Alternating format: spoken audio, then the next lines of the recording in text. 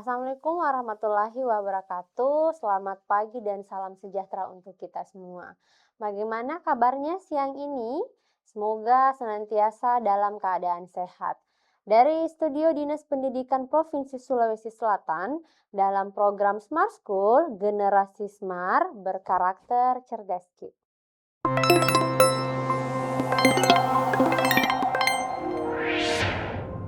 Berjumpa lagi bersama saya, Andi Nurul Suci Aulia atau akrab disapa sebagai Kak Suci. Baik adik-adik, seperti pada pertemuan sebelumnya, hari ini kita akan menyimak pembahasan soal tes kemampuan akademik atau TKA khususnya dalam mata pelajaran Bahasa Indonesia Wajib dengan pokok pembahasan imbuhan. Jadi mencari makna imbuhan. Nah, untuk mengefektifkan waktu, mari kita simak bentuk soal nomor 1. Oke, soal nomor 1.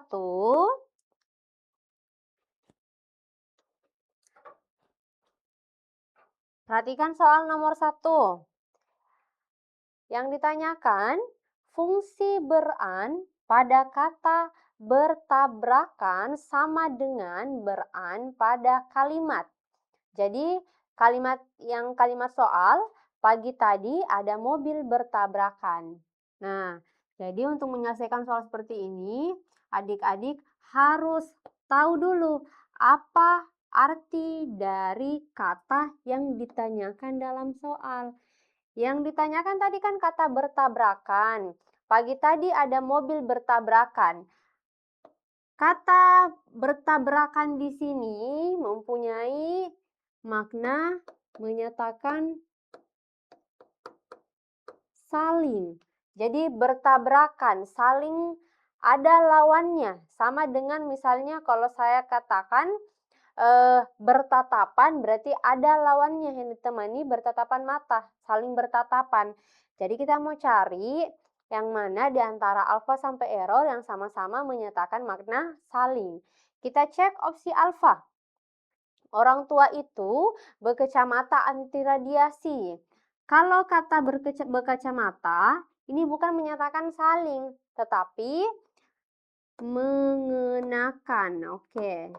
Mengenakan kacamata. Berarti opsi alfa belum bisa jadi jawaban. Bagaimana dengan opsi bravo?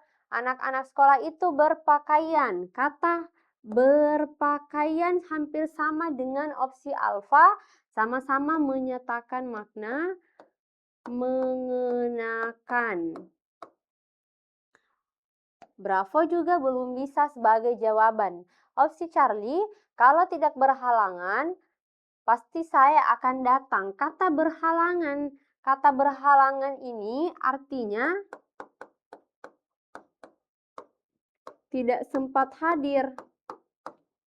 Oke, jadi tidak sesuai. Bukan Charlie jawabannya.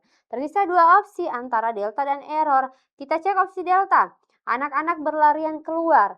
Berlarian ini bisa menyatakan perbuatan tidak teratur atau banyak.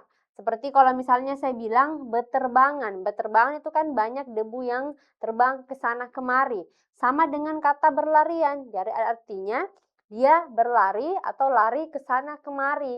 Jadi opsi delta juga kurang tepat sebagai jawaban. Nah, yang tersisa opsi error. Jawabannya opsi error. Kenapa harus opsi error sebagai jawaban?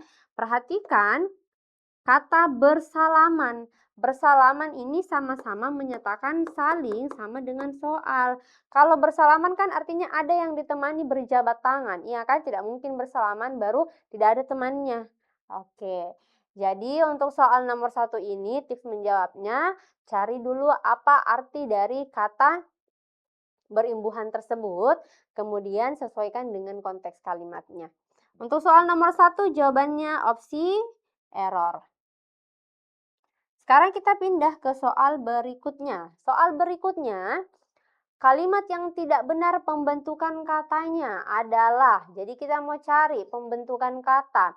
Apa itu pembentukan kata? Jadi kalau yang ditanyakan pembentukan kata pasti selalu berkaitan dengan imbuhan. Kita mau cari yang mana yang salah penggunaan imbuhannya. Bagaimana kalau kita cek dari opsi error dulu? Si Banu menjolok mangga di kebun Pak Ahmad. Jadi kata menjolok ini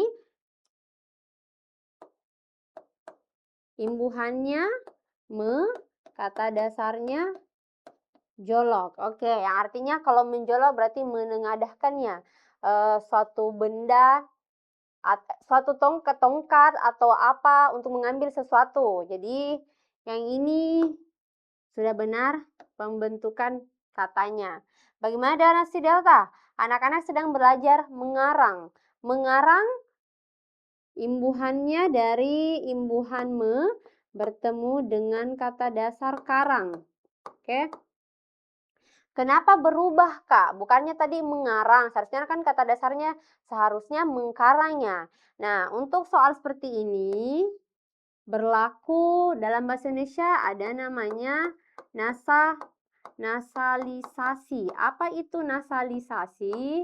Nasalisasi atau peleburan atau peluluhan kata. Nah, aturannya ketika imbuhan ini aturan nasalisasi, ketika imbuhan bertemu dengan kata dasar yang berawalan huruf K, T, S, T akan luluh menjadi NG, N, NY, M. Ngeun, nyeem. Jadi kakak ulang, ketika imbuhan ketika imbuhan atau bertemu dengan kata dasar yang berawalan huruf K, T, S, P akan luluh menjadi NG, N, NY, M. Tetapi ini ada aturannya. Nah, KTSP bisa luluh menjadi ngeun, nyeem ketika huruf keduanya huruf vokal. Tidak berlaku ketika huruf keduanya huruf konsonan. Perhatikan ini, kan kata dasarnya karang. Bertemu dengan imbuhan kata dasarnya karang berawal dengan huruf A, huruf K. Ada kan? Kemudian huruf keduanya vokal karena huruf A yang ini. Jadi huruf K-nya bisa luluh menjadi huruf NG. Makanya bukan mengkarang melainkan mengarang. Ini sudah tepat. Bagaimana dengan opsi Charlie? Banyak orang mencuci pakaian di Kali Ciliwung. Bagaimana dengan kata menyuci? Berasal dari kata dasarnya apa? Kalau menyuci, imbuhannya kan imbuhan kata dasarnya cuci. Oke. Nah, ini di luar dari KTSP. Jadi seharusnya bukan menyuci melainkan mencuci. Mencuci kan artinya membersihkan sesuatu dengan menggunakan air atau sabun. Nah, sedangkan kalimatnya banyak orang menyuci pakaian di Kali Ciliwung. Berarti bukan menyuci yang tepat, seharusnya mencuci. Oke, kita simpan opsi Charlie. Bagaimana dengan opsi Bravo? Proses penyucian hama itu memerlukan suhu tinggi. Kak, ini juga penyucian. Seharusnya kan kalau menyuci salah berarti penyucian juga harus salah. Nah, hati-hati jangan sampai keliru. Penyucian itu imbuhannya bertemu dengan kata dasar suci, kemudian ada lagi imbuhan di belakangnya an. Ini kan sudah berbeda kata dasarnya. Ini kata dasarnya cuci, ini suci. Makanya ini luluh. Karena kan tadi imbuhan atau bertemu dengan kata dasar berawalan huruf KTSP. Nah, kebetulan ini kata dasarnya berawalan huruf S. Huruf keduanya U. Jadi S-nya bisa luluh menjadi NY. Hasilnya penyucian, bukan pencucian. Oke, berarti ini masih tepat penggunaan imbuhannya. Sekarang kita cek opsi alfa. Ia memakai baju yang mencolok warnanya. Mencolok, kata dasarnya imbuhannya kan bertemu dengan kata dasar colok. Berarti oke, bukan menyolok, tetap mencolok. Artinya terlalu berlebihan mungkin warna pakaiannya. Jadi ini sudah tepat juga. Nah, yang ditanyakan tadi kalimat yang tidak benar pembentukan katanya. Berarti kita mau cari yang salah. Opsi alfa kan kata mencolok sudah tepat. Bravo penyucian juga sudah tepat. Opsi Charlie ini yang salah. Karena seharusnya mencuci bukan menyuci. Ini masih tepat, ini masih tepat. Jadi untuk soal nomor 3 berkaitan dengan pembentukan kata, adik-adik harus cek imbuhannya dulu. Bisa jadi imbuhannya yang salah itu dari segi nasalisasi atau peleburan, atau ada memang penggunaan imbuhan yang kurang tepat.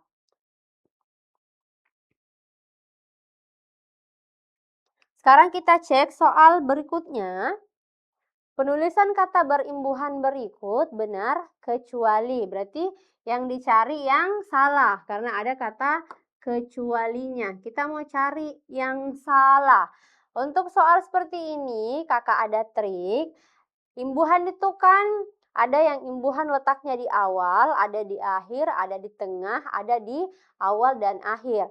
Atau nama lainnya, prefiks adalah imbuhan yang letaknya di awal, sufiks adalah imbuhan yang letaknya di akhir, infiks itu di tengah, sedangkan kalau gabungan awal dan akhir dinamakan sebagai konfiks.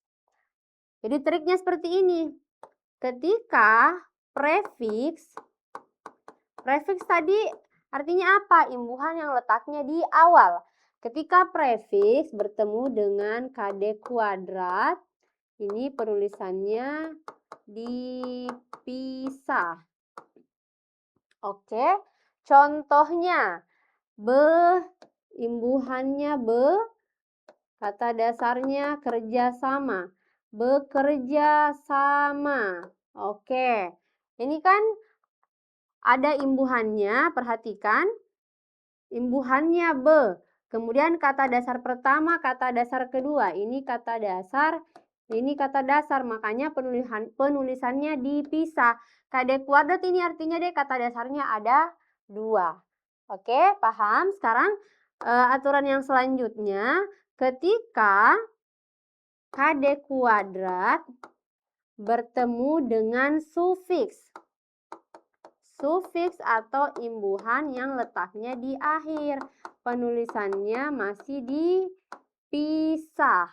Contohnya, kalau misalnya menggunakan sufiks, garis bawahi. Oke. Nah, kata dasarnya yang mana? Kata dasarnya ini kata dasar pertama, ini kata dasar kedua, ini sebagai imbuhannya. Makanya penulisannya dipisah, tidak serangkai atau tidak disambung. Nah, sekarang yang ketiga, ketika ada prefiks bertemu dengan KD kuadrat, kemudian di belakang ada sufiks lagi. Jadi kakak simbolkan dengan P dan S. Ada prefiks bertemu dengan KD kuadrat, ada sufiks. Ini penulisannya serangkai. Oke. Contohnya, misalnya, kita ambil kata yang ini, garis bawahi. Ini kan tadi hanya satu imbuhannya. Menggaris bawahi. Oke, menggaris bawahi, perhatikan. Ini imbuhannya, imbuhan yang berada di depan, ini yang di belakang, atau biasa dinamakan sebagai konfiks ya kalau ada di keduanya. Ini kata dasar pertama, ini kata dasar kedua. Jadi imbuhannya itu ada 2, ada di awal dan di akhir, kemudian bertemu dengan 2 kata dasar, penulisannya serangkai atau tidak ada pemisahnya. Menggaris bawahi. Oke, paham? Nah, sekarang kita cek, kita identifikasi opsi. Kita cek dari opsi error dulu. Ketidaksadaran. Ketidaksadaran, kata dasarnya yang mana? Kata dasarnya tidak, kemudian ini kata dasar pertama, kemudian kata dasar kedua, kata sadar. Imbuhannya ada ke dan an. Penulisannya serangkai, berarti sudah tepat. Bagaimana dengan opsi delta? Dianak emaskan. Kata dasarnya yang mana? Kata dasar pertamanya ada kata anak, kata dasar keduanya ada kata emas. Imbuhannya yang mana? Di dan kan. Jadi penulisannya juga serangkai. Sudah tepat. Opsi Charlie, mempertanggungjawabkan. Kata dasarnya. Kata dasar pertama ada kata tanggung, kata dasar kedua ada kata jawab. Imbuhannya ini ada imbuhan me, ada per, dan ada kan. Artinya imbuhannya ada yang di depan dan ada yang di belakang. Berarti seharusnya penulisannya serangkai juga. Serangkai dalam artian tidak boleh dibubuhkan atau ditambahkan tanda baca apapun. Jadi ini tidak boleh menggunakan tanda hubung. Karena kata mempertanggungjawabkan itu bukan termasuk dalam unsur bentuk ulang. Unsur bentuk ulang itu contohnya, misalnya anak, anak-anak. Ini memang wajib ditambahkan tanda hubung. Jadi di sini kesalahannya karena ada tanda hubungnya. Oke, seharusnya hilang tanda hubungnya, penulisannya serangkai. Kita cek opsi Bravo. Kata dasarnya tanggung, kemudian kata dasar keduanya jawab, imbuhannya per dan an, penulisannya serangkai sudah tepat. Opsi alfa, bertanggung jawab. Kata dasarnya ada kata tanggung dan jawab. Oke. Nah, ini imbuhannya hanya di depan saja, hanya ada satu. Berarti penulisannya dipisah sama dengan kata bekerja sama tadi. Nah, ini juga sudah tepat. Jadi kalau untuk soal nomor 3, kata berimbuhan yang benar kecuali yang dicari yang salah, jawabannya yaitu ada dalam opsi Charlie pada kata mempertanggungjawabkan. Seharusnya hilang tanda hubungnya, kemudian tulisannya serangkai.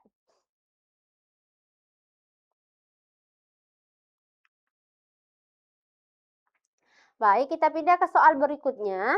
Afiksasi yang tidak sesuai dengan kaidah pembentukan kata dalam bahasa Indonesia terdapat pada kata. Kalau kita cek dari Alpha, Bravo, Charlie, Delta, Error, ini masuk dalam aturan nasalisasi yang KTSP tadi. Jadi kakak ulang nah, kalau misalnya imbuhan me atau pe. Ini kakak tulis ulang aturannya. Bertemu dengan kata dasar berawalan huruf KTSP, kemudian huruf kedua kata dasar tersebut, huruf vokal, akan luluh. K jadi menjadi huruf NG, T jadi N, S jadi NY, kemudian P jadi M. Tetapi tidak berlaku ketika huruf keduanya huruf konsonan. Kakak kasih contoh, misalnya. Contohnya, kata dasarnya palu. Oke. Ini, kata dasarnya palu bertemu dengan imbuhan me. Me bertemu dengan kata dasar berawalan huruf P. Ini huruf P, kemudian huruf keduanya konsonan A. Jadi, bisa luluh. P-nya bisa menjadi huruf M. Hasilnya bukan mempalu, melainkan memalu. Oke. Misalnya T, imbuhan pe bertemu dengan kata dasar tutup. Oke, imbuhan pe, ada imbuhan pe bertemu dengan kata dasar berawalan huruf U, kemudian huruf keduanya U masih masuk vokal, jadi T bisa dulu jadi N, bukan pentutup, melainkan penutup. Oke. Misalnya, bagaimana contohnya kalau yang huruf konsonan? Misalnya,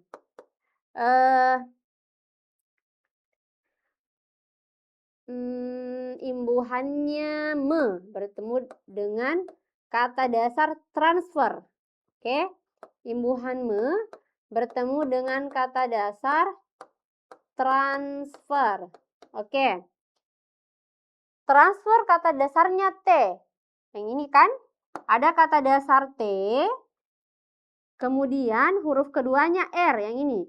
R di sini bukan, R itu bukan huruf vokal, melainkan huruf konsonan. Jadi T-nya tidak bisa luluh menjadi N.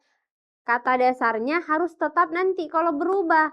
Hasilnya bukan mentransfer, tetapi tetap mentransfer. Oke. Sekarang kita identifikasi opsi, eliminasi. Kita eliminasi opsi. Perhatikan opsi error. Kata dasarnya kritik. mengkritik. Ini kan berawalan huruf K. Kata dasarnya berawalan huruf K, huruf keduanya R, huruf konsonan.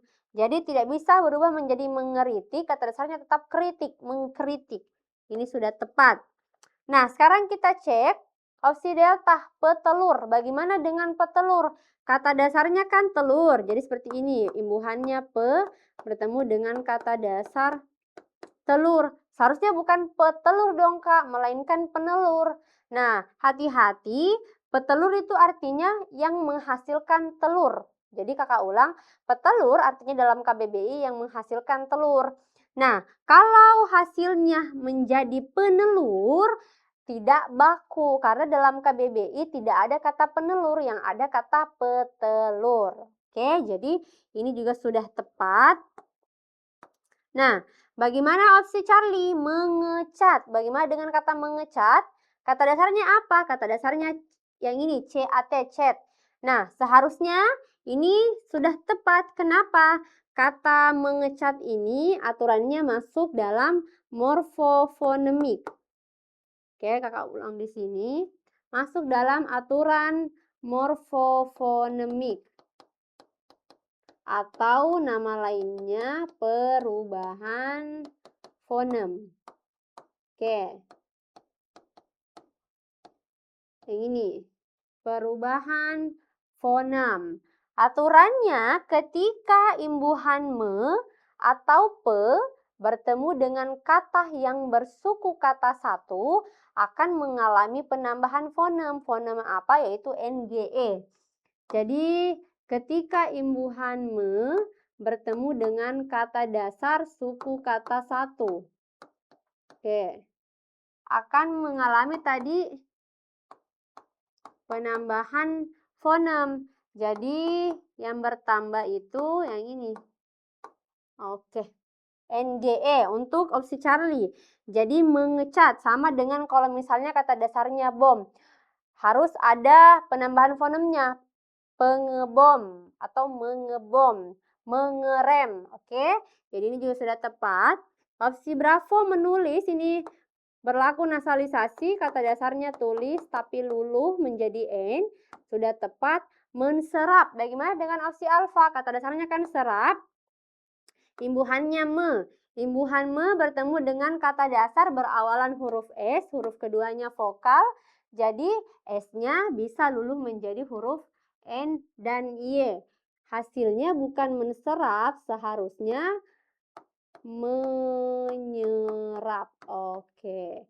Jadi yang salah itu opsi alfa, bukan menserap melainkan menyerap. Jadi trik untuk menjawab soal seperti ini. Yang pertama, adik-adik cek dulu. Ini kakak hapus nah. Jadi yang pertama, oke, untuk jawab soal seperti ini, yang pertama cek dulu dari segi morfologinya. Ini ada dua, bisa jadi penggunaan imbuhannya atau nasalisasi. Atau morfofonemi. Kemudian yang kedua, cek dari segi bakunya. Kembalikan lagi ke KBBI atau Kamus Besar Bahasa Indonesia. Sama dengan kata petelur ini. Kalau berubah menjadi penelur, katanya tidak baku karena tidak ada dalam KBBI. Oke. Nah, sekarang kita pindah ke soal berikutnya. Perhatikan soal nomor 5. Ini ada kata, ada 5 kata. Kemudian kita cek dulu soalnya. Pasangan yang menunjukkan proses nasalisasi sesuai kaidah bahasa Indonesia adalah. Jadi yang mau dicari itu adalah yang benar. Sekarang kita cek. Perhatikan kalimat kelima, kata fitnah. Memfitnah. Fitnah ini kan di luar dari nasalisasi. Kan tadi aturan nasalisasi KTSP, tidak ada F-nya. Berarti memfitnah ini sudah tepat kata dasarnya. Kemudian kita cek kata 4, tarik. Menarik. Oke, ini T-nya luluh menjadi N, sudah tepat. Kemudian opsi Charlie, syukur berubah menjadi menyukur. Bagaimana dengan opsi Charlie? Opsi Charlie, kata dasarnya kan syukur. Kalau menyukur, Kalau menyukur itu imbuhannya bertemu dengan kata dasar cukur. Ini. Jadi bukan seharusnya mencukur. Kalau dari kata dasar syukur seharusnya mensyukuri. Karena kenapa? Ini kan huruf keduanya Y, konsonan, bukan vokal. Jadi ini salah. Dua, kata kedua kirim berubah menjadi mengirim, bukan mengkirim. Karena ini KTSP, K, kemudian huruf keduanya I, vokal, K-nya bisa berubah menjadi huruf NG. Ini sudah tepat. Kata pertama, kata pakai, pakai, memakai. Ini juga masuk nasalisasi, huruf P, vokal berubah jadi huruf M, aman. Nah, sekarang kita cek yang mana yang benar. Yang tadi pasangan yang menunjukkan proses nasalisasi yang tepat itu. Ini kata pertama, kata kedua, dan kata keempat. Kak, kenapa kata kelima? Salah, karena fitnah atau memfitnah itu tidak masuk dalam nasalisasi aturannya, karena tadi KTSP. Jadi 1, 2, 4 jawabannya opsi alfa. Sekarang kita cek soal nomor 6. Bentuk peran pada kata perasaan mempunyai kesamaan makna dengan bentuk peran dalam kalimat. Yang ditanyakan, bentuk peran pada kata perasaan.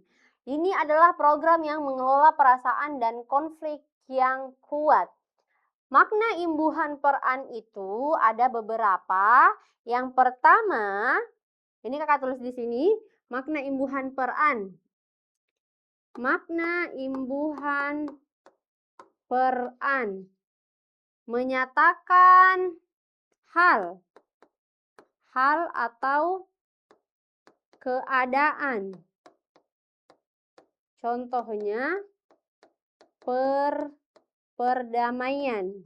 Oke. Menyatakan hasil. Contoh perolehan. Menyatakan tempat.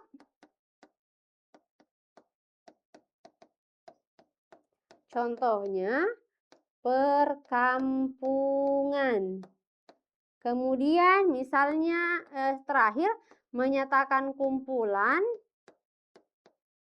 Jadi perkumpulan. Oke. Jadi ini makna imbuhan peran untuk soal nomor 6. Imbuhan peran ada yang menyatakan hal, hasil, tempat, dan kumpulan. Kalau kita mau cek ke soalnya, yang ditanyakan tadi kata perasaan. Oke, perasaan itu masuk dalam makna imbuhan peran yang mana? Yang jelas bukan tempat dan kumpulan, antara dua, menyatakan hal atau menyatakan hasil. Perasaan ini menyatakan hal, perihal. Jadi, oke, tapi lebih condong ke sini, menyatakan hal. Oke, nah sekarang kita cek opsi alfa. Yang pihak sekolah akan mendirikan perkumpulan. Ini menyatakan kumpulan. Opsi Bravo, berkunjung ke daerah perkebunan. Perkebunan, imbuhan peran menyatakan tempat. Opsi Charlie, gedung perkantoran itu, ini juga menyatakan tempat. Opsi Delta, sekolah yang dekat dengan lingkungan perumahan akan lebih aman bagi siswa. Perumahan juga menyatakan tempat. Tersisa opsi error. Kita cek. Aturan pembelajaran siswa mengalami perubahan. Perubahan juga ini menyatakan hal. Artinya sama-sama dengan kata yang ditanyakan dalam soal. Nah, untuk soal nomor 6 berarti jawabannya ada pada opsi error. Perasaan dan perubahan meskipun katanya berbeda, tapi makna imbuhannya sama-sama menyatakan tentang hal. Itulah tadi yang sempat Kakak sampaikan. Jadi kita sudah bahas 6 contoh model soal yang berkaitan dengan imbuhan. Jadi kita cukupkan pertemuan hari ini. Semoga apa yang Kakak bahas bermanfaat untuk adik-adik ke depannya. Jika ada salah kata mohon dimaafkan. Wabillahi taufiq wal hidayah. Wassalamualaikum warahmatullahi wabarakatuh.